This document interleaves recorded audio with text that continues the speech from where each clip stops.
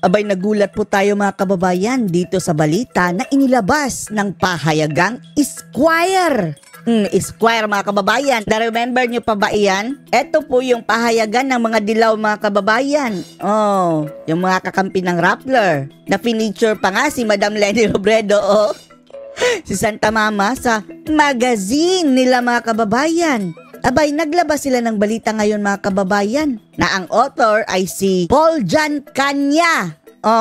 Paul John Kanya. Na siya pong editor-in-chief ng pahayagang Esquire mga kababayan. At sinabi niya dito, bago pa ito na artikulo mga kababayan 4 hours ago from the time of recording. Ang sabi niya na ang atin daw Bangko Sentral ng Pilipinas sa ilalim ng Marcos administration ay nagbenta po mga kababayan. Tayo po raw ang may pinakamaraming binenta na gold worldwide sa first half lang ng taong ito. Sa first half lang po ng 2024 mga kababayan, meaning from January to June.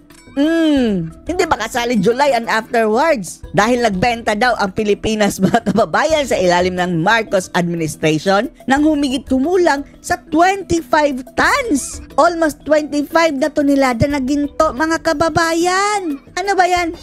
Akala ba namin ang trend ngayon ay ang lahat ng country mga kababayan ay bumibili ng ginto? Kagaya na lamang ng Amerika mga kababayan, yung mga mayayamang country ay actively bumibili sila ng ginto mga kababayan dahil yung gold reserve kasi ayan ay isang basihan sa ekonomiya. Malakas ang ekonomiya kung marami kang gold reserve. At isa din yan sa pinagbabasihan sa halaga ng pera ng isang bansa. Ibig sabihin mga kababayan, mas malakas ang piso kung mas marami tayong gold reserve. Pero paano ba yan? Ayon dito sa artikulo mga kababayan ng Esquire ay nasa 15% daw mga kababayan na total natin na sa gold reserve. 15% ang binenta ngayong first half lang ng 2024. Diyos mio, ang laki niyan. Katumbas sa 25 tons. Narito po ang data tingnan nyo. Eto pa mga kababayan tingnan nyo. Ang Pilipinas, ang numero 1 top 1 na nagbenta ng ginto sa buong mundo. Tingnan nyo mga kababayan.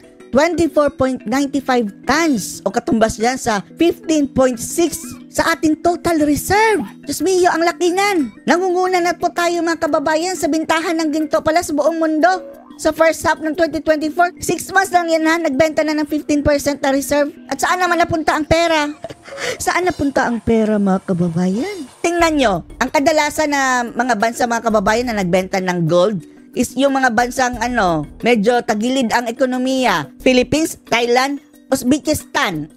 At yung mga ibang bansa pa nga mga kababayan na nagbenta, konti lang po mga kababayan ang kanilang binenta katulad ng Mongolia, Singapore, Germany. Tingnan nyo ang graph. Konti lang masyado ang Pilipinas talaga. Napakaraming ginto ang binenta. Diyos mio. At alam nyo ba ang halaga niyan mga kababayan? Nakakalula. Sobrang nakakalula ang halaga ng binentang gold mga kababayan. Tingnan nyo ito po ang bilihan ng gold mga kababayan yung nasa ibaba Kada kilo ng gold, kung mayroon kang 1 kilong gold, ibebenta mo yan. Mayroon kang 4,729,157.83 pesos. Nasa 4.7 million po mga kababayan kada kilo. Iilan ang kanilang binenta? 24.95 tons. Tons yan tonelada. I-compute natin Ito. Kung i-convert natin ito sa kilograms ang tons mga kababayan na ang nakalagay dyan sa data yung may orange, 24.95 tons. Sa kilograms yan, 24,950 kilograms. Ang bawat kilogram mga kababayan ay mabibenta ng 4.7 million. I-times mo yung 4.7 million sa 24,950 kilograms is nakakalulang 117 billion pesos, 990,487,858.5 pesos. 117 billion po mga kababayan in just 6 months ang binenta ng BSP o Bangko Sentral ng Pilipinas mga kababayan sa ilalim ng Marcos administration in just 6 months. Saan napunta ang pera? Bangko Sentral Explain. Oh, at bakit sa buong mundo mga kababayan, tayo talaga ang number 1 na nagbebenta ng gold? Oh, kahit pa yung kasunod natin mga kababayan na Thailand, tingnan nyo, hindi nga aabot ng kalahati ang binenta nila sa ikukumpara natin dito sa atin. 15% ng ating gold reserve binenta. Napakalaking epekto po yan sa ating ekonomiya mga kababayan.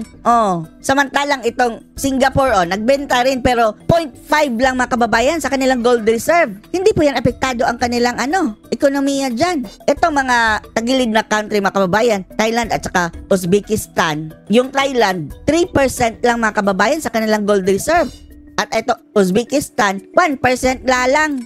Tayo, 15%. Mio. At bakit hindi ito binalita sa mainstream media? Bakit ang Esquire lang? Wala bang batas dyan na naglilimit na magbenta ka ng ganyang karami? Gold reserve po yan mga kababayan na hindi po yan gold ng mga Marcos mga kababayan. Kung meron man talagang gold ang mga Marcos. At tingnan nyo mga kababayan kung sa tingin nyo marami tayong gold reserve ay nagkakamali kayo. Tingnan nyo ang graph. Yang binilugan na may USA dyan mga kababayan. Yan ang gold reserve ng Amerika. Tingnan nyo sa atin, nasa baba lang. Yung may PH. Tingnan nyo. Konti nga lang ang gold reserve natin. Tapos, binenta pa natin ang 15%.